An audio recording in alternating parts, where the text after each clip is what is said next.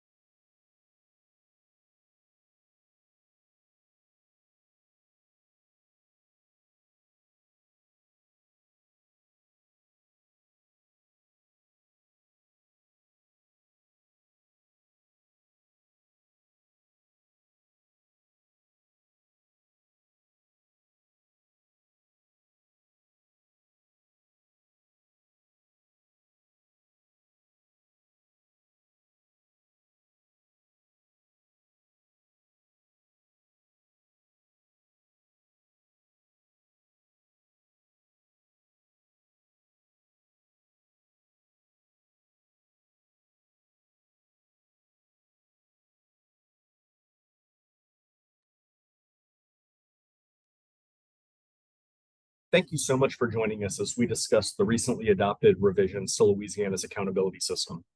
For many years, the Louisiana Department of Education has been engaged in conversations about the need to reform our school accountability system to optimize it to ensure it meets the needs of Louisiana and highlights areas where Louisiana is improving and still needs to improve for the benefit of our students.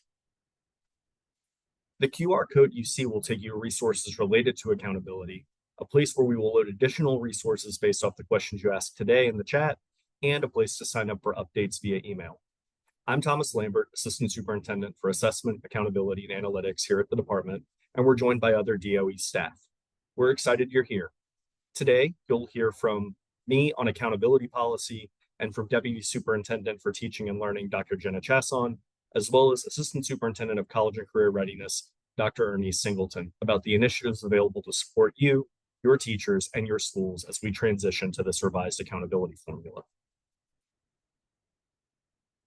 Today's call is specifically focused on the implications of grow, achieve, and thrive on elementary school principals. We hope that as an elementary school principal, you are able to take away aspects of the accountability system that will help you to support teachers in growing all students on your campus. We're going to start with a quick overview of the revised accountability system. Three fundamental drivers emerged throughout the 3 years of conversation. One, rigorous and high expectations of what our students can achieve. Two, simplicity and transparency in what the accountability system measures. And three, signaling the importance of college and career readiness in alignment with high expectations. We knew to shift to high expectations would be really important so we can raise the bar of what it means to be college and career ready in the state of Louisiana. Our goals are clear. The accountability system says that all of our students must grow. We need to be transparent about what % of our students are mastering grade level content.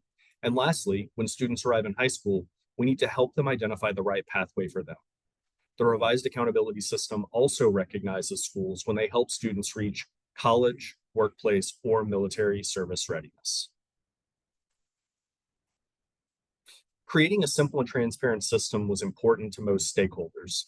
Our current accountability system is not easy to understand. It is not easy to explain and requires tables, charts, and other resources to help you figure out what you get 25 points for, 80 points for, 100 or 150 on each indicator. This is challenging. It creates different goals in each indicator that makes it hard to explain what the indicator is measuring. For example, our assessment index today tells you the number of students earning advanced times 150, the number earning mastery times 100, the number earning basic times 80, divided by the total number of tests taken in the school. But you also have to double weight English and math before you do that calculation. The new system asks a simple question and gives a straightforward answer. What percent of the students met the expectation for that indicator? Every indicator that we see in this formula will answer the question, what percent of the school's students met the expectation? College and career readiness was recently defined by Bessie and the Board of Regents. We kept that definition close at hand as we planned, engaged, and designed this revised formula, because true readiness for life after high school has long been neglected by our current accountability formula. We're really excited about the new growth methodology, as well as how much growth will be weighted in this revised accountability formula. I'd like to walk you through the specifics of how it works now. Louisiana has long been challenged with educational outcomes that fall far below those of the nation. In our current accountability system, the growth measure compares each student's prior and current year achievement and awards points based off of how well that student did in comparison with other students in our state. Our revised growth measure stops comparing our students to one another and instead says that every student who isn't proficient can grow a half an achievement level. We do this by dividing each non-proficient achievement level in half. Every year, the student must grow from a lower level to a higher level. In the example on the screen, you see a third grade student, excited to go to school, but she gets her first year LEAP results back in ELA, and she got the lowest score possible, a 650. She's starting out in low unsatisfactory territory. The following year, if she gets to 675, she'll be inside of the high unsatisfactory category. In each of the subsequent years, if she continues to make that meaningful amount of progress, she will be proficient by the time she ends 9th grade in English and able to make decisions about what she would like to do for the next step in her journey for education. Continued growth is expected for students who reach mastery. They need to grow one scale score point each year, or once they reach advanced, they need to maintain advanced. So all students are expected to grow from whatever achievement level and subpart they're in, either the low or the high part, to the next subcategory. So from low to high, or from high to the next low category above them, or grow one scale score point once they're proficient, or maintain advanced status. We also know that because of how far behind this student is, we know that it is critical that she catch up. Because she's in the lowest 25% of students in her school, she's going to be in the growth measure for all students, but she's also going to be in a growth measure that targets the lowest 25% of students. We're starting to see our scorecard filled in. As an elementary school, these 5 indicators are going to form 5 out of 9 of the indicators on which your school will be measured. Since it's 5 out of 9, you can clearly see already that growth is weighted more heavily than absolute achievement in this revised formula, because we know that growth matters. Here you'll see math and English. In the state of Louisiana, 41.5% of students are growing according to the methodology we just walked through in math, 46.5 in English. So then you see 2 more categories, math growth for the lowest 25% of students. So we're looking at the students who are with you this year, and which of those students were the lowest 25% of scorers in the prior year. You will see now that you have a math section, an English section for growth, a math section, and an English section for the lowest 25% of students. The last category you see here is English language acquisition. So we have a category now that calls out what percent of our English language learners are on track to meet their language proficiency goals. And that 31.1 represents the percent of students in the state who are currently doing that. The achieve category is even more straightforward than that. It is simply what percent of students are on grade level, reaching mastery in each of the subject areas. We continue to incentivize helping students reach advanced through the growth indicator, because they either need to stay advanced in order to earn credit in the growth methodology, or if they have reached mastery, they need to grow one scale score point. And if you are an elementary school, this is your full scorecard. It is 5 categories related to student growth, 4 categories related to the percent of students proficient in English, math, science, and social studies. This completes that K-8 scorecard, and you'll see these same factors appear in the high school scorecard. This creates a strong foundation for preparing students to be literate, numerate, civic-minded, and critical thinkers that will help them when they get to high school to be prepared to choose their post-secondary pathway, either career or college. No matter which pathway these students choose, foundational skills are critical to their success in life. And now I'm going to hand off the presentation to the implementation phase of this, which is going to be led by Dr. Jenna Chasson to talk about some exciting initiatives and priorities here at the department related to growth and achievement.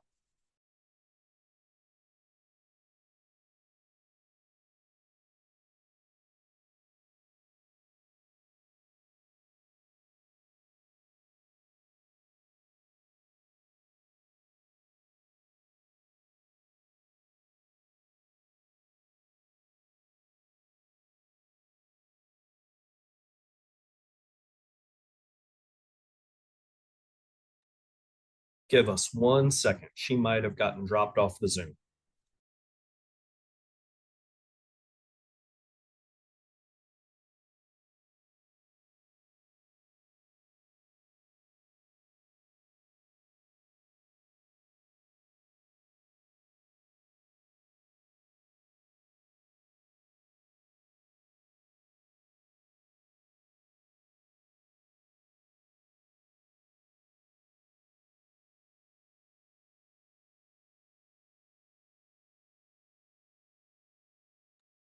And we are going to have to call an audible here. And Dr. Mia Mathern, who works on our teaching and learning team, is going to step in and provide this information to you all. Good morning, everyone. So sorry about that. Let me go ahead and pull up the speaker notes. Okay, so this morning we're gonna kind of delve into and just elaborating on what Mr. Lambert discussed with you guys already, how teaching and learning can really impact and strengthen instructional coherence via teacher and leader growth and development, as well as through expanded academic support for students. School and systems promote coherence and strengthen learning through HQPL structures of ILT, and teacher collaboration. These structures leverage information and resources to build the professional capacity of educators so they are prepared to meet the needs of all students. Therefore, these elements will be intentionally integrated into our SSI learning and any learning that happens throughout the school year, whether that be learning that takes place with us here at the agency, any webinars you may be attending, or within your school system. It's important to note that HQIM, instructional materials, are one of the most important tools educators use in the classroom to enhance student learning. It is critical that they fully align to state standards, what students are expected to learn and be able to do at the end of each grade level or course, and are high quality if they do provide meaningful instructional support. In thinking about LLR, our Louisiana Leader Rubric, and LER, our Louisiana Educator Rubric, these rubrics are clearly defining excellence in school leadership and classroom instruction. These tools help educators build essential mindsets and skills that elevate their practice, advance instruction, and improve outcomes for all students. Current classroom observation and student work assessment data is critical for HQPL decision-making, goal setting, and progress monitoring. Over the past decade, the Louisiana Department of Education has implemented initiatives designed to support continuous improvement of teaching and learning across the state of Louisiana. We have prioritized the adoption and implementation of HQIM across the state. The LDOE has also supported districts and schools with implementing 3 proven strategies that enable sustained, high-quality teaching and learning across the state of Louisiana. Those include instructional leadership teams, teacher collaboration support, and career pipeline support. Louisiana's improved educator evaluation system will build upon and support education initiatives. The process and instructional practices evaluation supports will be implemented through the structures of instructional leadership teams and teacher collaboration, and will support the implementation of high-quality instructional materials that have been adopted across the state. The Louisiana Educator Advancement and Development System, also known as LEADS, provides teachers and leaders with a research-based vision for instructional excellence, promotes student outcomes, focused assessment of instruction through heightened understanding of the teaching and learning relationship, and provides a structure of professional learning opportunities connected to evaluation. The essence of the Louisiana Educator rubric is highly effective instruction that results in deep student learning, and highly effective instruction that moves beyond foundational student engagement. The rubric was developed to support a shift from student engagement to true student ownership of learning. The progression of student learning from engagement to ownership is described across the performance levels of the rubric. While student engagement is often cited as a goal of instruction, it's just one step on the way towards student learning and ownership. In classrooms, we want to first ensure student engagement, that students are doing the work, but also that students move toward understanding their learning and engaging in the cognitive work of learning, where student engagement goes beyond, my teacher said I had to do this. And ultimately, we want students to truly take ownership of their learning, where they have an intrinsic motivation to learn and make their own real life and real world connections, and can articulate what they are learning, why they are learning it, and how they will know they are successful. Each step in the progression of learning is important, and one does not happen without the other. Take a moment to examine this model of the learning progression. When students are engaged in work, doing learning, the instruction is at the proficient level. The educator is directing the learning for the majority of the lesson. This is a rock solid and effective lesson. Then you'll notice as we move forward in this progression of learning, students move to the next level, understanding, where the educator shifts to more facilitation approach, and the students begin to shift from just procedurally engaging in the learning to a level of ownership in their learning. Then at level 5 on the rubric, the teacher and the students co-facilitate their learning, and students are truly taking ownership of their learning and are able to share what they have learned, apply and extend their learning, and take responsibility for their learning. The follow-up coaching and support cycle component of the LEADS incorporates 6 steps. The coaching model is considered a cycle of learning and growth. The PGP, or coaching plan, is revisited after each teacher observation, both formal and informal. Important to note here, the coaching cycle begins by identifying a student need, and then this student need should connect to the teacher's refinement goal or objective. There is always a relationship between teacher actions and student behaviors. For this process, we have to think about how improvement in the refinement area will positively impact students. This coaching cycle is adapted from Diane Sweeney and Leanne Harris in the 2017 book, Student-Centered Coaching, The Moves. On this slide, this is just a visual where we're understanding and making a connection to instructional coherence for students, understanding that students learn best when offered instruction that is coherent from core grade level instruction to that extra time to learn. No matter what that extra time is referred to, whether it be intervention, when or what I need time, tutoring, it's all essential that students are provided with impactful instruction that aligns to the learning currently taking place during core or is previewing core grade level work. The first part of our time together today will focus on, and this is what we've just discussed, the core grade level instruction as it's supported through that process in LEADS, and the support that teachers and leaders will receive via our new LEADS rubric, whether that be LLR or LER. On this slide, you will see some LEADS resources that can be found on the landing page. Oh, okay.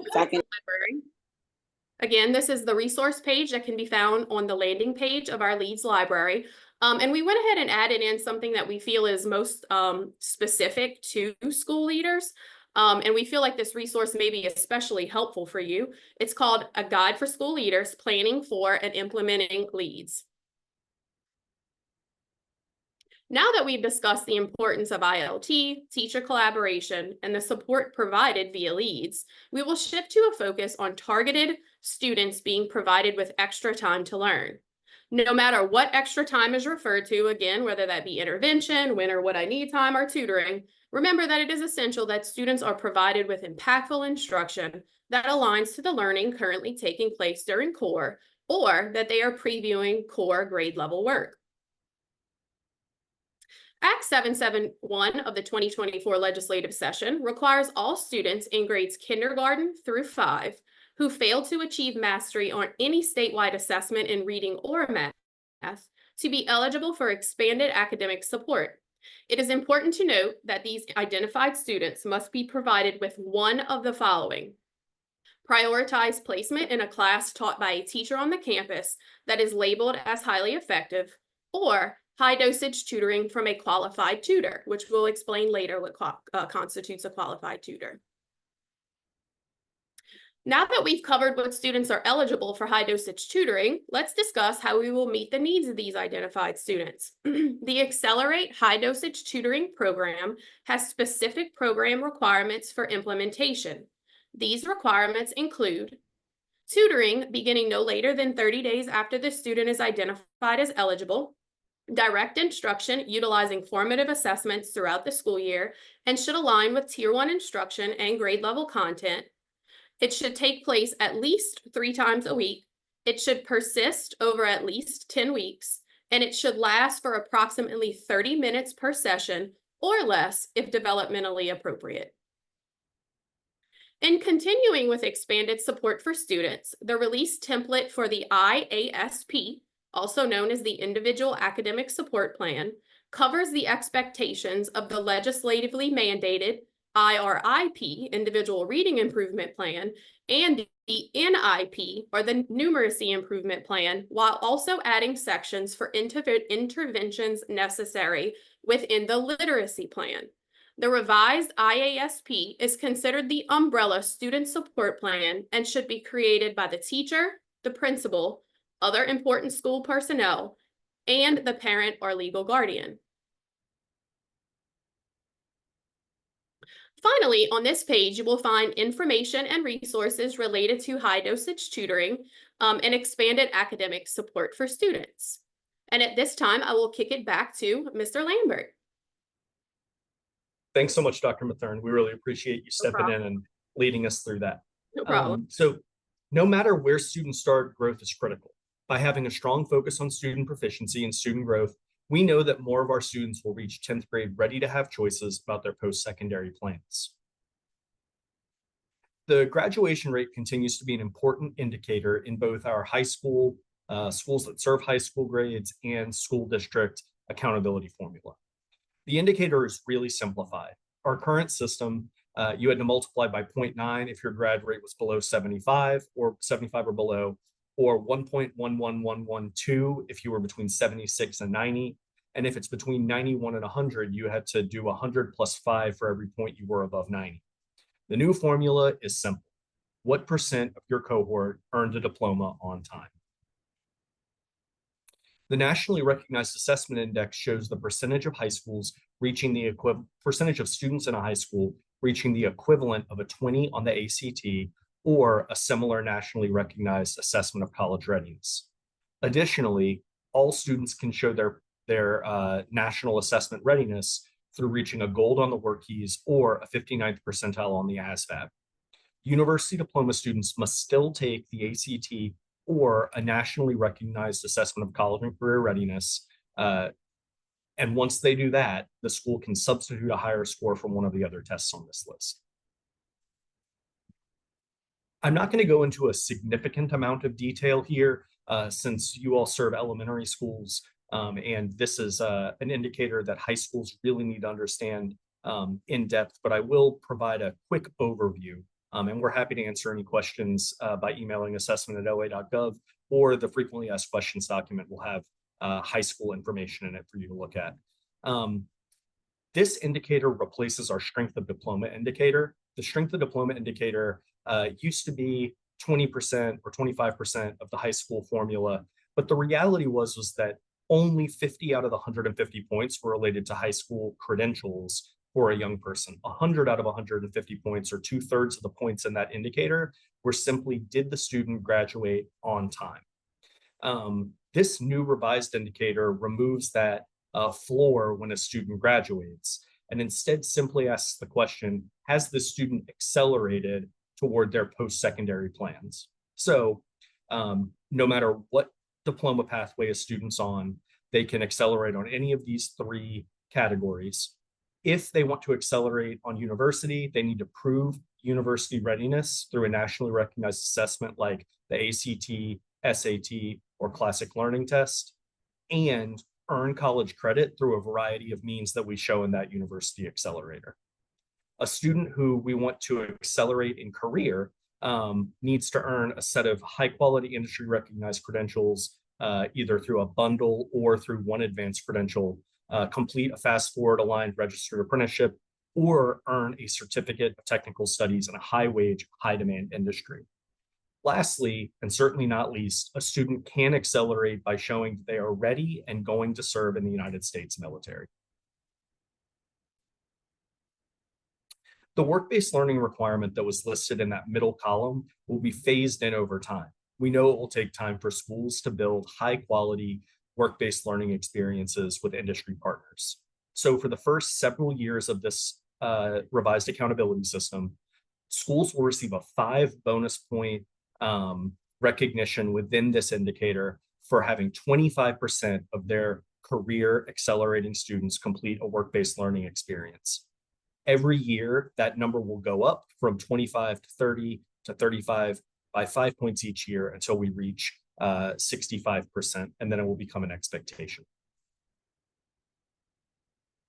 So here's your complete scorecard. If you're a school that serves high school grades, you'll notice on the left, it looks just like the elementary school scorecard. And then on the right, we add in graduation rate, nationally recognized assessment, and college, career, or service readiness. And then how do you calculate your overall score? You don't have to weight anything. You don't have to do any of that. It's a straight average across all of these columns.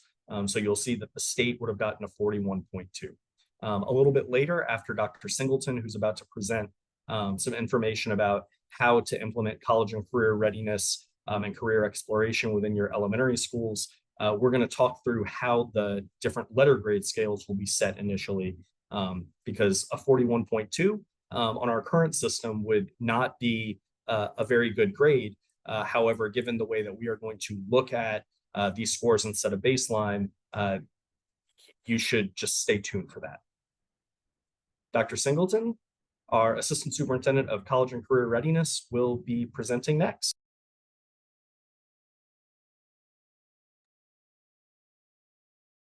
Mr. Lambert, she did just text and say that she was kicked off for a second, so it might just be a moment.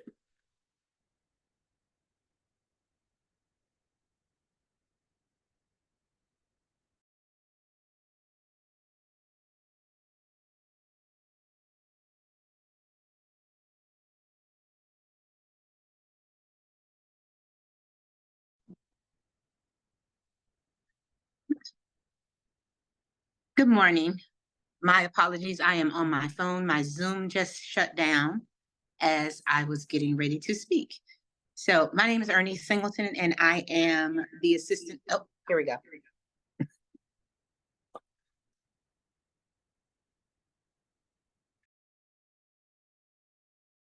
Good morning again. Sorry about that. As soon as I was ready to speak, I lost my connection and Zoom shut down on me. So here we are back. I apologize for the delay. My name is Ernie Singleton, and I am the Assistant Superintendent for Career and College Readiness in the office at the Louisiana Department of Education. At this time, I want to talk to you a little bit about the Thrive portion of the accountability system. As Mr. Lambert stated just a moment ago, I'm not going to go into too much detail, but there are parts of it that you all can prepare your students for at the elementary level. On the next slide, we want to make sure that everyone is familiar with this new accountability system and that it is decoupled from graduation requirements.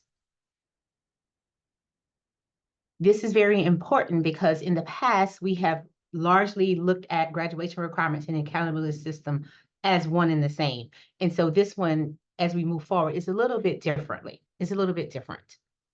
So on the next slide, this focuses on our college accelerator. So we want to make sure our high schools are providing additional opportunities in the areas of test prep, dual enrollment, as well as advanced coursework for students opting to complete the university accelerator.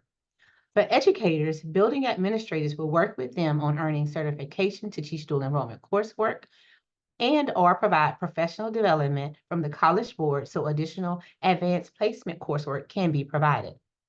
They will also provide opportunities for students to earn college credit through CLEP exams. For students opting to accelerate on the Career Accelerator, they will have the opportunity to engage in career-related training by earning industry-based credentials in a career area that is of interest to the student that is high demand in their local community. Educators will be engaged in needed training to retain their certifications to teach such coursework and earn additional knowledge. Students will have the opportunity to participate in work-based learning to get on-the-job training or jumpstart on a career-related training through an apprenticeship program.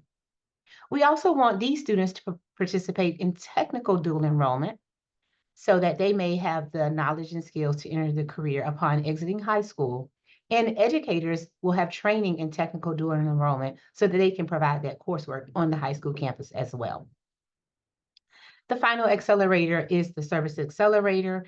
And so one thing that you all could be doing during the elementary grades is providing access to various careers that may be available to students as they want to enter the military, just an exploration. So one thing that can be done is in the elementary grades, business and industry partners can introduce students to a variety of careers in their local community, fostering early awareness and interest in local job opportunities. They should be exposed to these various careers through career fairs, by bringing people in on a regular basis or something within their coursework that they're exploring. The Louisiana Workforce Commission has resources available to help your students explore these various jobs that may be prevalent in your communities. The professional school counselor is a key component to success of students knowing where they would like to go. So being aware of these options available to students as they exit elementary school means the students are supported while they are in elementary school. Exposure to careers and academic opportunities will broaden their horizons. And this can be done by holding career days, perhaps once a month, or bringing in a new career topic to provide exposure by engaging with junior achievement, or perhaps your local chamber of commerce has job shadowing. Also, make use of resources available at your community and technical colleges. And this will provide for meaningful career and academic exploration in the elementary grades. At this time, I will pass it back over to Mr. Lambert to close out the presentation. Thanks so much, Dr. Singleton. In the fall of 2024, the department will set cut scores on 3 scales: one for elementary and middle schools, one for high schools and schools that serve high school grades, and school districts. The simulated data will be used to set the minimum and maximum score for A through F to be used the first year the scores count in 2026. Schools across the state will know their score under the simulation this fall, and if they made no progress, what grade they can expect to get. Schools and districts will be able to set goals based off of these initial cut scores. We hope schools will try to target and grow a letter grade or some reasonable number of points based off of the initiatives that you heard today and other great initiatives that are occurring in your school systems right now. In any year after 2026, when over 50% of sites on a scale earn an A or a B, it will go up by 5 points until we reach a standard 10-point scale. This will mean a clear goal annually and a gradual increase of expectations, while also being transparent about what % of students are meeting expectations in our state. We've provided a timeline here that we've heard is pretty helpful that walks through all of the SPS changes by year. This fall, no changes to SPS. The formula will be the formula that we used in 2023. LDOE will issue cut scores for the revised accountability system using the most recent year's data, which will be 2024. We will issue that simulated data to school districts. Fall of 2025 will be the final year of the current system. The SPS will continue to be unchanged. LDOE will issue simulated data assigning simulated grades based off of those cut scores from 2024. So the scale that we set in 2024 will be on the simulations in 24 and the simulations in 25. In 2026, we will issue scores based off of the revised formula. The cut scores we will use to determine A, B, C, D, and F will be the same cut scores that we issue in the fall of 2024. They will also be the cut scores that were used in 2025 and will be the cut scores that your actual school performance score is based off of in the fall of 2026. We will also issue simulated scores based off of the old formula so that you have those side by side to compare and talk about the changes in the formula and how your performance has changed over time and what areas you want to target for improvement. Fall of 2027, we will issue scores based off of the revised formula, and the cut scores could have changed because in 2026, if more than 50% of schools on a scale were A or B, we would then raise that scale by 5 points. But there will not be a change to that scale between 2024 and 2026.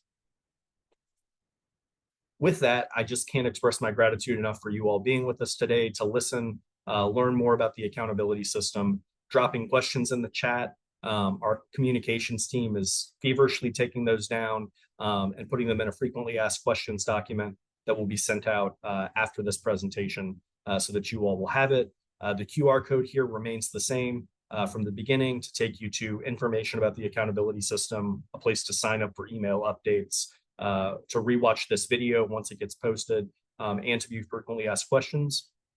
Please contact us anytime. assessment@la.gov is your friend. We are here to help and answer any questions you have.